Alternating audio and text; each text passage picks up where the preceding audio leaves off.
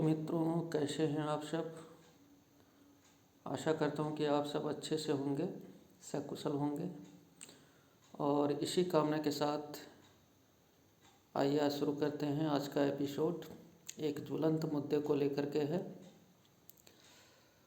अंतर्राष्ट्रीय पटल पर देखा जाए तो ये समय बहुत ही गहमा गहमी का है। रूस ने यूक्रेन जैसे संप्रभु देश पर आक्रमण कर रखा है और उसकी राजधानी कीव तक पहुंच चुकी है। रूस की सेना ताबड़तोड़ बमबारी हो रही है। सिविलियन इलाकों को भी, जो रिहायशी इलाके हैं, वहाँ भी बमबारी की जा रही है। ऐसी स्थिति में पूरे विश्व का ध्यान जो है इस ओर आकृष्ट हुआ है। और आज के इस एपिसोड में हम ये जानना चाहेंगे कि रूस ने आखिरकार यूक्रेन पर हमला क्यों किया, इसके पीछे की क्या पृष्ठभूमि है, कौन सी ऐसी चिंगारी जो है सालों से सुलग रही थी, जो आज आग का शोला बनकर के उभरी है और जो पूरे दुनिया को तृतीय विश्व युद्ध के कगार पर ला करके खड़ा कर दी है। तो आइए इसको हम समझने का प्रयास करते हैं। और इसी कड़ी में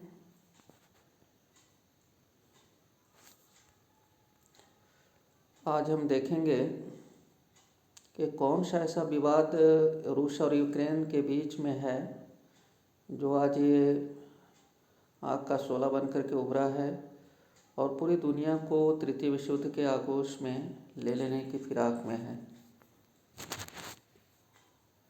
तो जैसा कि आप जानते हैं कि यूक्रेन जो है पहले यूएसएसआर यानी यूनाइटेड सोवियत सोशलिस्ट रिपब्लिक का ही एक देश था, एक उसका राज्य था, स्वायत्तशासी राज्य था। और उसी राज्य से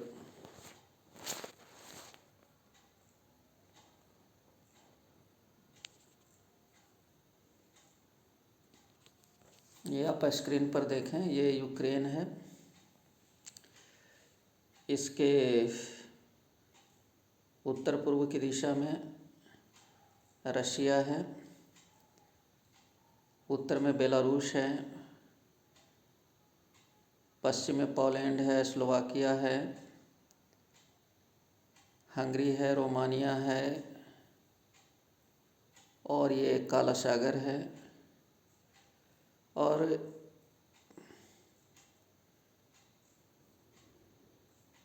ये इसकी भौगोलिक स्थिति है यूक्रेन की। ये यूरोप का देश है। और रशिया जो है इसका एक बहुत ही विस्तृत क्षेत्रफल का देश है, जिसकी सीमाएं जो हैं एशिया से शुरू होकर के यूरोप में ख़त्म होती हैं। लेकिन चूँकि इसकी राजधानी जो मॉस्को है यूरोप में पड़ता है, अतः इसे यूरोपियन कंट्री माना जाता है, यूरोप का सबसे बड़ा जो है देश माना जाता है। हालांकि क्षेत्रफल की दृष्टि से देखा जाए तो ये चीन से भी बड़ा क्षेत्रफल का देश है, लेकिन फिर भी इसको एशिया का बड़ा देश नहीं माना जाता रशिया को, चूँकि इसकी राजधानी जो है वो पश्चिमी साइड में है और यूरोप में पड़ता है, इसलिए इसको यूरोपियन कंट्री ही माना जाता है। तो आइए देखते हैं, समझने का प्रयास करते हैं कि ये जो समस्या है ये कैसे शुरू हुई और आज ये आग का शोला बन करके उभर पड़ी है और पूरे विश्व को तृतीय विश्व युद्ध की आग में झोंकने को लालायित है। आखिरकार ऐसी कौन सी बात हुई कि रूस ने यूक्रेन पर हमला कर दिया? दोनों देशों के विवाद की असली जड़ क्या है? और ये भी सवाल उठता है कि क्या यह जो जंग है वो तीसरा विश्व युद्ध का रूप ले लेगा? आइए आज इन्हीं सवालों की हम पड़ताल करते हैं आज के इस एपिसोड में।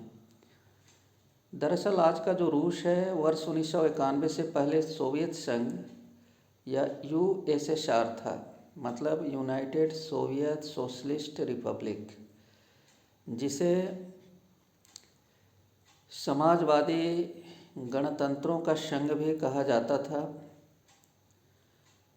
संवैधानिक तरीके से सोवियत संघ या यूएसएसआर ये 15 ऑटोनोमस गणतंत्रों का एक देश था। इसमें देखिए जो यूएसएसआर था वह 15 ऑटोनोमस जो है वो देशों का एक ये परिसंघ था। इसमें सभी देश जो थे स्वायत्त थे, उनकी अपनी शासन प्रणाली थी, वो अपने निर्णय लेने के लिए स्वतंत्र भी थे कुछ हद तक, लेकिन ये सभी जो है एक परिसंघ में शामिल थे जिसे यूएसएसआर कहा जाता था। हालांकि कुछ प्रशासनिक नियंत्रण जो है और आर्थिक नियंत्रण जो है वो केंद्र के हाथ में था, मॉस्को के हाथ में था, जिससे कि इन पर जो है ये नियंत्रण रखा जा सके। सोवियत संघ यूएसएसआर की जो स्थापना है 1917 के दौरान रूस में हुए बोल्शेविक क्रांति या रूस की क्रांति के बाद हुई थी। बोल्शेविक क्रांति के बाद रूस का जो सम्राट था, जिसे उस जार कहा जाता था, उसको हटा दिया गया था और व्लादिमीर लेनिन के नेतृत्व में बोल्शेविक पार्टी वहाँ सत्तासीन हो गई थी, सत्ता में आ गई थी। सत्ता संभालते ही लेनिन को तत्काल जो है होम वार यानी गृह युद्ध का सामना करना पड़ा। इस गृह युद्ध को बोल्शेविक विरोधी जो थे, जिनको वाइट मूवमेंट या वाइट मोर्चा कहा जाता था,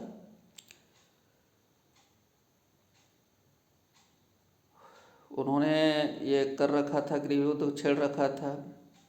इस गृह युद्ध को बोल्शेविक जो विरोधी थे वो वाइट मूवमेंट कहा करते थे। बोल्शेविक मूवमेंट को रेड मूवमेंट कहा जाता था और जो इसके बोल्शेविकों के विरोधी थे वो इसको वाइट मूवमेंट कहते थे। ये तो वाइट मूवमेंट और रेड मूवमेंट के बीच जो है वहाँ पर होम वार चल रहा था, गृह युद्ध चल रहा था। तो इस युद्ध में क्या हुआ कि जो लेनिन की पार्टी थी, बोल्शेविक पार्टी की जो लाल सेना थी, ने कई राज्यों पर अपना कब्जा जमा लिया और जार के जो है सो हटने पर रूस की क्रांति जिस समय चल रही थी, उस समय बहुत से लोगों ने जो है जो देश थे वहाँ पर उन्होंने स्वतंत्र राष्ट्र घोषित कर लिया था। अब ये स्वतंत्र राष्ट्र जब उन्होंने घोषित कर रखा था तो ये बोल्शेविक मूवमेंट और जो वाइट मूवमेंट जब गृह युद्ध चल रहा था तो बोल्शेविकों की जो लाल सेना है उन्होंने बहुत से देशों पर जो है कब्जा कर लिया और कब्जा करने के बाद जो है जब बोल्शेविकों की जो लाल सेना थी 1922 ईस्वी में पूर्ण रूप से विजय हासिल कर ली और 15 जो राज्य थे, गणराज्य थे, उन पर जो है सो उनका नियंत्रण हो गया और नियंत्रण होने के बाद 15 जो है स्वतंत्र राज्यों को मिला करके, गणतंत्रों को मिला करके यूएसएसआर की नींव रखी गई थी। यूनाइटेड सोवियत सोशलिस्ट रिपब्लिक की नींव रखी गई थी। इन गणतंत्रों में शामिल थे रूस था, जॉर्जिया था, यूक्रेन था, मोल्दोवा था, बेलारूस था, Armenia, Azerbaijan, Kazakhstan, Uzbekistan, Turkmenistan, Kyrgyzstan, Tajikistan, Estonia, Latvia और लिथुआनिया। ये सारे जो उस समय गणतंत्र थे, जो जार के हटने पर उथल पुथल के कारण जो है उस समय के गृह युद्ध के कारण, जार के हटने के कारण, बोल्शेविक क्रांति के कारण अपने को स्वतंत्र कर रखे थे। तो फिर बाद में लाल सेना ने उन पर कब्जा कर लिया और कब्जा होने के बाद ये सभी गणतंत्रों को मिला करके, हालांकि उनकी स्वायत्तता जो है बरकरार रखी गई और बरकरार रखते हुए जो है एक परिसंघ की स्थापना की गई जिसे हम यूएसएसआर के नाम से जानते हैं। अब लेनिन की 1924 में मृत्यु हो गई। इसके बाद स्टालिन ने सत्ता संभाली और सत्ता संभालने के साथ ही बड़े पैमाने पर उसने इंडस्ट्रियलाइजेशन किया और एक केंद्रीय आर्थिक व्यवस्था बनाई। अब केंद्रीय आर्थिक व्यवस्था बनाने से क्या हुआ कि वहाँ की जो सारी व्यवस्थाएं थी वो बदल गई। वहाँ इवन की जो है किसानों का जो खेत है वो भी सरकारी घोषित हो गया, ऐसी स्थिति हो गई।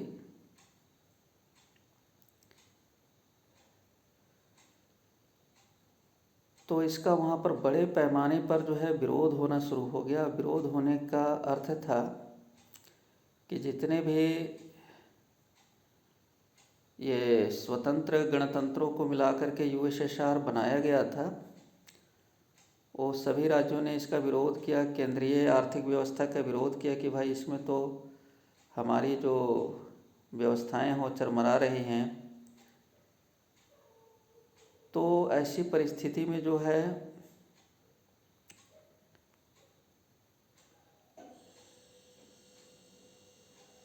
वहाँ पर ये गणतंत्रों ने विरोध शुरू किया। और ये जो विरोध है 1991 में सोवियत जो संघ था यूएसएसआर, उसके विघटन के रूप में हमको दिखाई पड़ता है।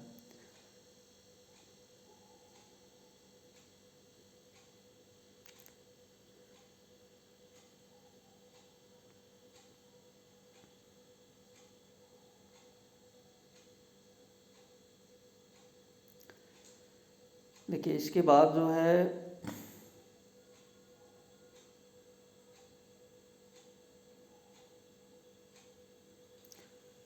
1991 की घटना होती है कि मिखाइल गोर्बाचेव जो थे उस समय के राष्ट्रपति थे। तो उन्होंने जो है अपने अथक प्रयासों से ऐसा प्रयास किया कि सभी जो गणतंत्र हैं जो भी शामिल हैं यूएसएसआर में, उनकी समस्याओं का समाधान किया जाए। तो उन्होंने आर्थिक व्यवस्था को सुधारने का प्रयास किया और हालांकि वो प्रयास में सफल नहीं हो पाए और यूएसएसआर जो है 1991 में विघटित हो गया। खुद जो है मिखाइल गोर्बाचेव को भी हटा दिया गया पद से और 26 दिसंबर 1991 को जो है यूएसएसआर विघटित हो गया और सोवियत संघ के जितने भी भूतपूर्व गणतंत्र थे सभी को स्वतंत्र मान लिया गया, आज़ाद मान लिया गया। तो 15 जो घटक देश थे यूएसएसआर के, उनमें 3 नेताओं से तत्कालीन जो है राष्ट्रपति बोरिस येल्त्सिन ने मुलाकात की। येल्त्सिन से मिलने वालों में यूक्रेन के राष्ट्रपति थे, बेलारूस के थे नेता और एक साझा बयान उन्होंने जारी किया जिसे बेला-वेझा समझौता कहते हैं। देखिए 22 साल के बाद जो है इस समस्या के समाप्त होने के 22 साल के बाद 2013 में जो है रूस और यूक्रेन के बीच जो है तनाव पैदा हुआ। और तनाव पैदा होने का कारण क्या था? यूक्रेन के राष्ट्रपति उस समय यानुकोविच थे और उन्होंने उनकी जो राजधानी थी, यूक्रेन की राजधानी कीव, जैसा कि आपको विदित है, वहाँ पर अमेरिका और ब्रिटेन के समर्थित प्रदर्शनकारियों ने विरोध शुरू कर दिया। हालांकि यूक्रेन के तत्कालीन राष्ट्रपति यानुकोविच को खुले तौर पर रूस का समर्थन हासिल था, लेकिन वहाँ पर विरोध शुरू हो गया। अमेरिका और ब्रिटेन के जो समर्थक लोग थे उन्होंने प्रदर्शन करना शुरू किया और यहीं से जो है यूएसएसआर के विघटन के बाद जो रूस था उसकी चिंता बढ़ गई। देखिए रूस में यूक्रेन जब तक सोवियत संघ का भाग था तब तक कोई परेशानी नहीं थी, लेकिन जैसे ही वो स्वतंत्र देश बना उसका रुझान जो है अमेरिका की तरफ होना शुरू हो गया। वहाँ पर जितने भी, हालांकि अधिकांश जनसंख्या जो है रशियन है और उनकी कल्चर जो है रशिया से मिलती जुलती है, लेकिन उसमें अधिकांश ऐसा तबका भी है जो कि अमेरिका और ब्रिटेन का समर्थक है और यहीं से रूस की चिंताएं जो है बढ़नी शुरू हो गई। अब जो वर्तमान वहाँ के राष्ट्रपति हैं वो पहले कॉमेडियन थे, कॉमेडियन से वो राष्ट्रपति बने हैं जेलेंस्की। इनको देखिए समस्या क्या थी कि अमेरिका और ब्रिटेन के समर्थित प्रदर्शनकारियों के भारी विरोध के कारण वहाँ के जो उस समय के राष्ट्रपति थे यानुकोविच, उनको 2014 में देश छोड़कर भागना पड़ गया था। कारण ये था कि वहाँ पर अमेरिका के समर्थकों ने जो है आंदोलन चला रखा था और ये जो यानुकोविच थे ये रूस समर्थक थे, तो विरोधियों के कारण इनको अपना देश छोड़ना पड़ा 2014 में। और इसके कारण जो है रूस नाराज़ होकर के दक्षिण यूक्रेन के क्रीमिया पर जो है आक्रमण करता है 2014 में और उसे अपने कब्जे में ले लेता है और यहाँ के अलगाववादियों को समर्थन देता है। और ये जो अलगाववादी हैं वो पूर्वी यूक्रेन के एक बड़े हिस्से पर कब्जे कर लेते हैं। तो देखिए वो अभी जो ये 16 भड़का है, इसकी शुरुआत जो है वो 2014 में ही हो चुकी थी। वर्ष 2014 के बाद रूस समर्थक अलगाववादियों और यूक्रेनी सेना के बीच यूक्रेन के डोनबास प्रांत में संघर्ष शुरू हो गया। देखिए 14 में तो क्रीमिया को उसने अपने कब्जे में कर लिया, वहाँ अलगाववादियों को अपना समर्थन दिया, वो आगे बढ़े। अब यहाँ से संघर्ष की शुरुआत हो गई। यूक्रेनी सेना जो है और जो वहाँ के क्रीमिया के अलगाववादी थे, इनके बीच जो है डोनबास प्रांत में संघर्ष जो है शुरू हो गया। 1991 में यूक्रेन जो है वो सोवियत संघ से अलग हुआ था, तब भी कई बार क्रीमिया को लेकर दोनों देश में टकराव हुआ था और बाद में उसने क्रीमिया को अपने कब्जे में ले लिया 2014 ईस्वी में। अब देखिए इसी घटना से जो है दोनों के बीच लगातार जो है टकराव है ना होता रहा, शांति कायम होने की जो है वो भी पहल होती रही। 2014 में यूक्रेन और रूस के बीच मिन्स्क में पहला समझौता हुआ था शांति और संघर्ष विराम के लिए।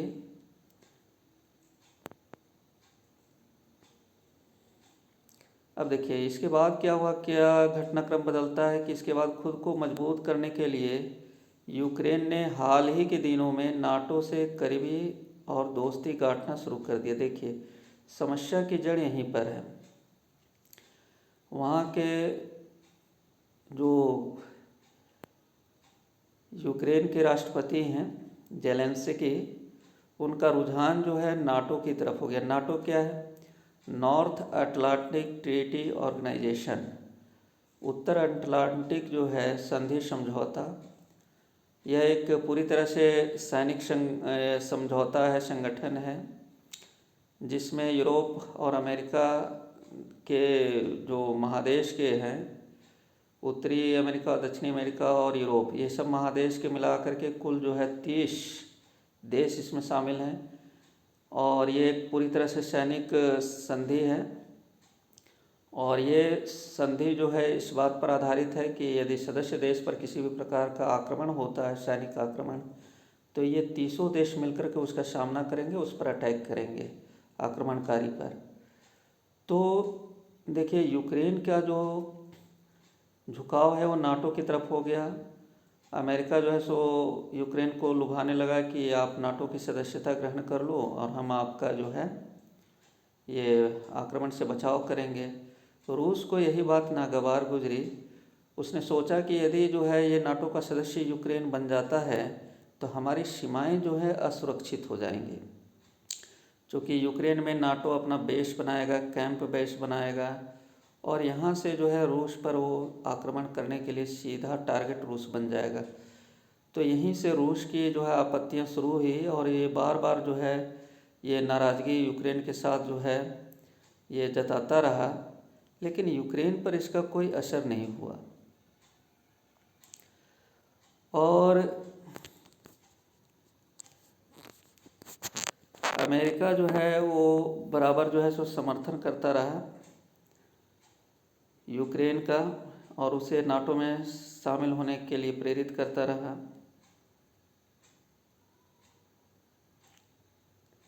तो जब अमेरिका का सपोर्ट मिला यूक्रेन को तो डोनबास प्रांत में जो है नागरिक आबादी पर यूक्रेन ने भी आक्रमण कर दिया अमेरिका के समर्थन मिलने के साथ। और डोनबास प्रांत में ही जो है रूस समर्थक यूक्रेन के विरोधी अलगाववादी आबादी ज़्यादातर रहती है। डोनबास में रूस समर्थित अलगाववादी रहते हैं। तो यूक्रेन की इस कार्रवाई का नतीजा रहा कि रूस के राष्ट्रपति व्लादिमीर पुतिन ने पश्चिमी देशों और अमेरिका की परवाह किए बिना, पाबंदियों की परवाह किए बिना यूक्रेन पर सैन्य कार्रवाई के तहत जो है हमला कर दिया। तो देखिए, हमने शुरुआत से अभी तक का घटनाक्रम बताया कि किस तरह से रशिया और यूक्रेन के बीच जो है वो विवाद जन्म ले रहा था 2013-14 से, और वही चिंगारी जो है आज 16 बन करके उभर पड़ा है और पूरी दुनिया को तृतीय विश्व युद्ध के आगोश में लेने को आतुर है। तो यही इसकी पृष्ठभूमि थी। और इस पृष्ठभूमि में यूक्रेन की राजधानी कीव तक जो है रशियन आर्मी और रशिया का जो एयरफोर्स है वो पहुंच चुका है। और ये जो यूक्रेन की जो पूरी सीमा है,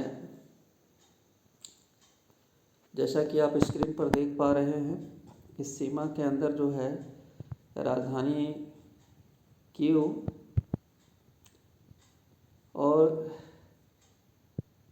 जो भी छोटे मोटे शहर हैं यूक्रेन के, वो सभी इसके युद्ध के आगोश में आ चुके हैं। धीरे धीरे जो है रशियन आर्मी जो है, रशियन जो एयरफोर्स है वो आगे की ओर बढ़ रही है। सबसे बड़ी स्थिति नाजुक ये हो चुकी है कि नाटो के द्वारा बार बार धमकी दिए जाने पर खपा होकर के रशियन जो राष्ट्रपति हैं व्लादिमीर पुतिन, उन्होंने घोषणा कर रखी है और अपने जो न्यूक्लियर इन्फोर्समेंट जो उनका फोर्स है, जो न्यूक्लियर बम्बार्डिंग करने के लिए स्पेशलाइज्ड है फोर्स, उसको उन्होंने अलर्ट पर रखा हुआ है। और ये न्यूक्लियर जो है युद्ध की आहट है जिससे पूरा विश्व जो है वो चिंतित हो चला है। क्योंकि यदि किसी भी परिस्थिति में न्यूक्लियर वार की नौबत आती है तो केवल यूक्रेन और रशिया ही उससे प्रभावित नहीं होंगे, बल्कि पूरा पृथ्वी का जो है पर्यावरण प्रभावित होगा। और इसका जो रेडिएशन का खतरा है वो सदियों तक बना रहेगा। जैसा कि 1945 ईस्वी में हिरोशिमा और नागासाकी जो है जापान के जो दो शहर थे, उन पर अमेरिका के द्वारा जो न्यूक्लियर बम बरसाए गए थे, उसके दुष्प्रभाव जो है वो आज तक दिखाई देते हैं। तो भगवान न करे कि ऐसी नौबत आए और इस तरह के न्यूक्लियर जो है वेपन्स का इस्तेमाल किया जाए नाटो और रशिया के द्वारा। फ्रांस के राष्ट्रपति ने भी जो है खुली धमकी दे रखी है कि यदि रशिया ये न्यूक्लियर वार की धमकी देता है तो उसे याद रखना चाहिए कि नाटो देशों के पास भी न्यूक्लियर वेपन्स हैं जिससे कि तबाही लाई जा सकती है रशिया के अंदर भी। तो दोनों तरफ से तनातनी है। विश्व का जो यूरोप का जो माहौल है, पूरा विश्व जो है वो चिंतित है न्यूक्लियर वार की संभावना को देखते हुए। तो आज के इस एपिसोड में हमने बताया कि वर्तमान परिप्रेक्ष्य में जो रशिया और यूक्रेनियन के बीच जो तनातनी चल रही है, युद्ध चल रहा है, युद्ध जो है 4 दिनों से, जब मैं एपिसोड बना रहा हूँ 4 दिनों का युद्ध समाप्त हो चुका है और अभी भी युद्ध जारी है। तो ऐसी स्थिति में ये युद्ध कैसा रूप लेता है ये देखने वाली बात होगी। और क्या ये तृतीय विश्व युद्ध का रूप ले लेगा? निश्चय ही। यदि नाटो तो अभी खुले तौर पर युद्ध में शामिल नहीं है, वो केवल रसद आपूर्ति कर रहा है, आर्थिक सहायता दे रहा है यूक्रेन को, हथियारों की सप्लाई कर रहा है। लेकिन जिस दिन नाटो प्रत्यक्ष रूप से इस युद्ध में शामिल हो जाएगा, ये तृतीय विश्व युद्ध का रूप ले लेगा और इससे पूरे विश्व की जो है व्यवस्थाएं धराशायी होंगी, आर्थिक व्यवस्था धराशायी होगी और इससे काफ़ी महंगाई बढ़ेगी। बहुत सारी समस्याएं जो है विश्व में जन्म ले लेंगे। तो देखना होगा कि दोनों के बीच जो तनातनी है वो कौन सा मोड़ अख्तियार करती है। हम आशा करते हैं कि दोनों पक्ष जो है युद्ध की भयावहता को देखते हुए किसी शांति समझौते पर पहुंचेंगे और विश्व में पुनः शांति स्थापित हो जाएगी। दोनों देश फिर से जो है ये बातचीत के मेज के टेबल पर आएंगे। और इन्हीं कामनाओं के साथ आज का ये एपिसोड हम समाप्त करते हैं। यदि आपको ये एपिसोड अच्छा लगा हो तो आप इस एपिसोड को ज़रूर लाइक करें, शेयर करें, सब्सक्राइब करें। धन्यवाद।